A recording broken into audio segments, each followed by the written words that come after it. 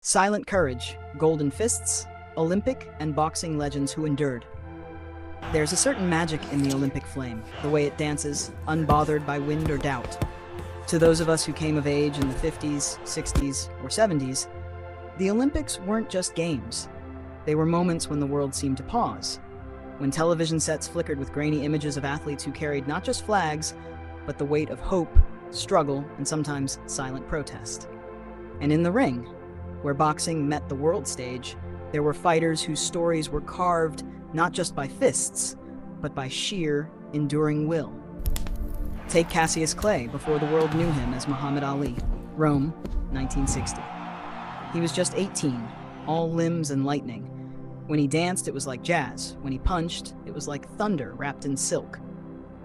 But long before he became the most famous man on earth, he was a kid from Louisville who had lost his bike and found his fight. The gold medal was his first real crown, but it wasn't the one that made him king.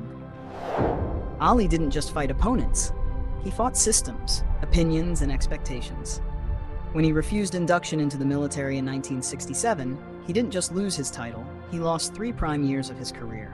And yet he never lost his voice. That voice, bold, poetic, defiant, carried far beyond boxing rings. For those of us watching from our living rooms, Ali became more than a fighter. He became a question. What would you risk to stand for what you believe? And then there was George Foreman. Before the grills, before the smile. In Mexico City, 1968, Foreman was a wrecking ball in red, white, and blue. He raised a tiny American flag after winning gold, a gesture simple and sincere. Yet the world he returned to was boiling with division. While some athletes raised fists, Foreman kept his clenched, quiet strength, no less powerful. Decades later, when he came back to the ring at 45 and won the heavyweight crown, we weren't just cheering a comeback, we were witnessing redemption made flesh. Boxing in the Olympics always seemed different. It wasn't about belts or paydays. It was about countries, about proving that a kid from nowhere could stand on top of the world for just one round, one bell, one heartbeat. In 1976, Montreal gave us Sugar Ray Leonard, who wore a smile as quick as his jab. He wasn't just boxing, he was painting. Every move had grace, every feint had rhythm. That gold medal, it wasn't just earned, it was inevitable. The 1984 Games in Los Angeles were painted in sunshine and second chances. In a Cold War climate, with boycotts and politics in the air, American boxers stepped forward like sons of destiny. Evander Holyfield, Pernell Whitaker, Meldrick Taylor. They didn't just win, they reminded us that American grit still glistened beneath the stars and stripes. And in those summer evenings, with flags waving and brass bands playing, we remembered what sports could still mean. But it wasn't always gold.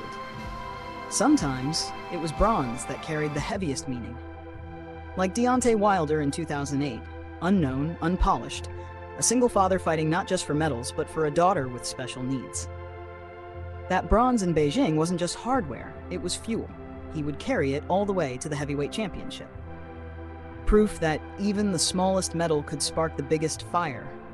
And sometimes the story wasn't in the medal at all, but in the silence that followed. Tommy Smith and John Carlos, sprinters, not boxers, but brothers in defiance. When they raised gloved fists in Mexico City, 1960, speak, they didn't need to. The image said it all. In that same arena, the ring echoed with quiet resistance. Sometimes it was the fighter's stare. Sometimes it was the refusal to raise a hand for anything but justice. For those of us old enough to remember the names Teofilo Stevenson or Felix Savon, Cuban boxers who never turned pro, but still loomed large, we remember a different kind of greatness. One that didn't cash checks or chase Vegas lights. They boxed for ideology, for pride, for nationhood. And whether we agreed with their cause or not, we respected the fire behind their fists. There's something about boxing that strips everything else away. In the end, it's just 2 people, 4 gloves and truth. No teammates, no timeouts, just heart. That's why Olympic boxing always felt so pure. And why, when we look back, past the headlines and gold medals, we remember the eyes, the bruises, the raised hands of those who didn't just win, they endured. Today, when the games roll around, the names may change, but the pulse remains. We still lean forward when the bell rings. Still believe that one young fighter can carry the dreams of a neighborhood, a city, a nation on their shoulders. And still, we know the greatest champions don't just punch through opponents. They punch through doubt, through adversity, through time itself. So here's to the Olympic boxers. The ones who smiled through pain, who bowed before and after, who stood tall when standing was hardest.